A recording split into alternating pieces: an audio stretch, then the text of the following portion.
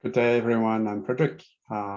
In this video, I want to show you a few tricks about the app shift dataset for Orange Sky.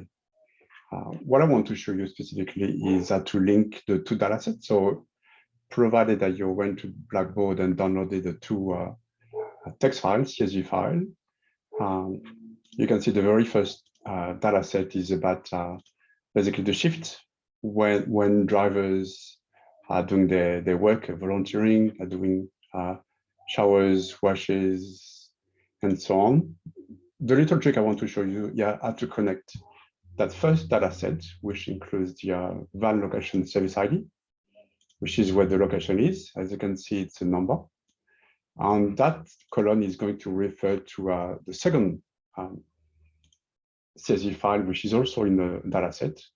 That includes the location. So as you can see on this one, we've got the cities, but this time we got the ID. So what I want to show you is basically to connect that column there from data set ID to the very first data set, which is this one. So basically 101, for example, would work out. This one could be, for example, I think it's Robert from memory. And number one could be Brisbane, for example, and number three could be a different city. So that will basically enable you to visualize the data into a map and basically know where the data is. So I'm going to, so those are my files on my computer. I've downloaded them from Blackboard. I'm going to Tableau. So I'm going to, so the first trick, those files are CSV files, as you can see. So you need to choose the text file option. So when you open Tableau, go text file. Find where the files are. So in my desktop, Orange Sky. So the first one you're going to click is the app shift file. When you click on open there, you would notice that in Tableau itself, the two CSV files have been imported there. The first one we're going to focus is app shift there, which is this one. There's a bit of a housekeeping I want you to do first. When you import the file, sometimes the data is not quite ready. When you look at the Tableau fields, which are this one, which are basically mimicking those ones, you can see those are exactly the same. Something that you might notice is, for example, showers is a string. What we want is shower to become a number, so we can summarize, aggregate, average them, for example. So those are the number of showers that the volunteers have performed. So what you can do in that situation, instead of where it says ABC there, which is a string, you convert that to a number. So you click on the little icon there, number, and then you drag that in the lower part of Tableau to turn that into a dimension. So now, see, showers became a dimension similar to washes. So when you click on showers, for example, when you double click on it, it tells me it's there's 22,000 showers that have been performed into that data set. Turn away is exactly the same thing. So what you can do is click on the icon. Instead of string, you want that to be a number, whole or decimal, doesn't matter too much. I guess it's number of people, so it has to be whole. And so now it says it's a number, but drag and drop that to become a measure. So another thing, when you click on turn away, same kind of stuff. So there's 7,700 people that have been turned away. If you look at the data set a bit further, you might notice that there's times. Those are times. So if you look at the data source here, see those are dates and times. Those are date and times, but Tableau didn't recognize that as a date and time. You recognize that as a string. So what you can do is you click on date and time. So you can also do that in that pane as well. So I'm going to change all those to date and time. This one is a date and time as well. Is there another one? So if you go back to my interface, see that's a date now. You can see there's a little date there. Shift end, I think this one also might be a date and time. Where shift end? Yeah, shift end also is a string, so it should be a date and time. So as you can see, before doing any analysis, I'm doing a bit of a housekeeping just to make it easier. So description is a text field, date time, Java ID, ID. I think everything else is fine. The next step, something else I told you, which we should do, is basically link those two location files. So we got the Upshift there, which is that file there, but I want to drag the location file, CSV file, to my data pen there. So I'm basically dragging the table. There's a little spaghetti coming up there, drag and drop in this section. Tableau will ask me to basically specify the relationship here. So something I want to double check, we're going to link van location service ID, which is that file from that dataset, to ID. So keep that in mind. So Upshift is not ID, it's actually called van location service ID, which is that file there, to ID. And when we do that,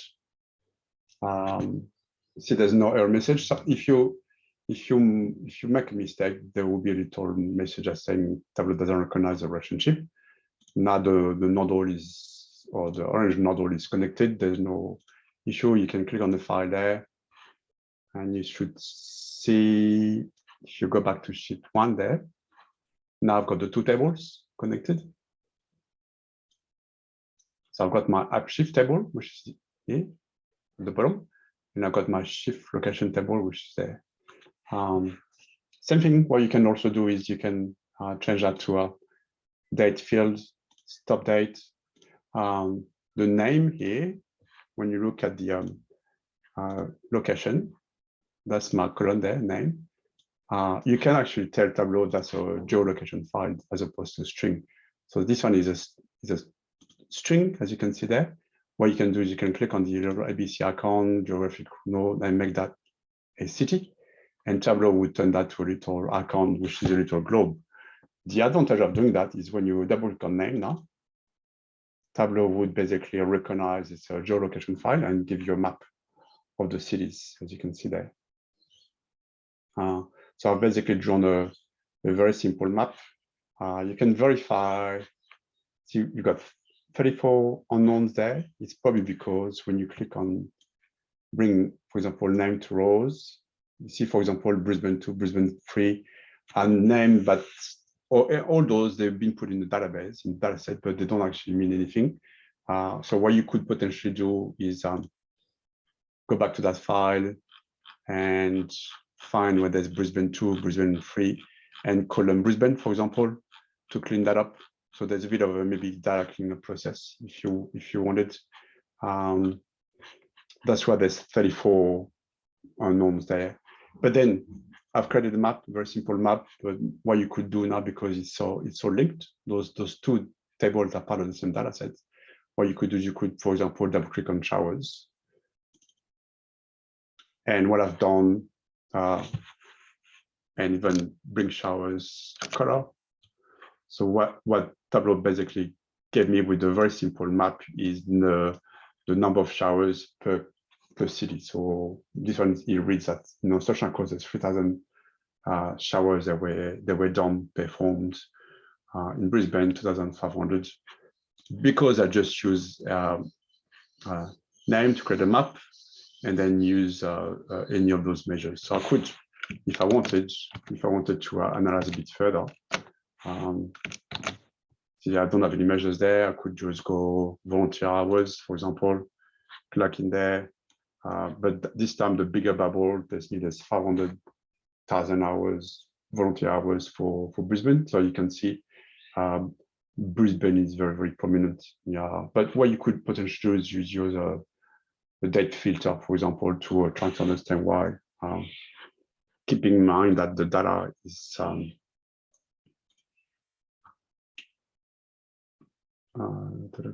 shift. When you look at it's multiple years. That's what I'm trying to find. The data is not only 1 year. See, it's 2016, it's 2017, and so on. So I think it's a few years worth of data. So what you can do is probably maybe do a filter and try to maybe see if there's a bit of a decrease. What you could potentially do is For example, I don't know, bring that with start date. So I can see that I've got the start date, which are all my years there. And bring maybe showers or play with all those different dates to see if there's any insights that you might find useful. I'm not sure. I think that's something you could do. So for example, what I'm doing there, I'm just creating a very basic line chart using the start date and the volunteer hours to basically tell me for specific trains or what are the volunteer hours. But I'll let you do the analysis. What I want to cover today is how to connect those two files together, do a bit of a housekeeping and make sure the Tableau recognize the right type of connection. The last little trick is make sure you go save as and save the file wherever you want. Call it orange sky as a workbook file or package workbook. The package workbook file, as a reminder, is the file that contains the dataset. So if you want to share the file with colleagues, with fellow students, it's probably the best advice to save the file as a workbook, package workbook file, because it contains the dataset. But now you're set to go and you can do your analysis. I hope that that quick video was useful. Anytime, just ask questions to your tutors, and I'll be happy to also guide them and answer any of those questions about Tableau. Thanks for listening. Bye.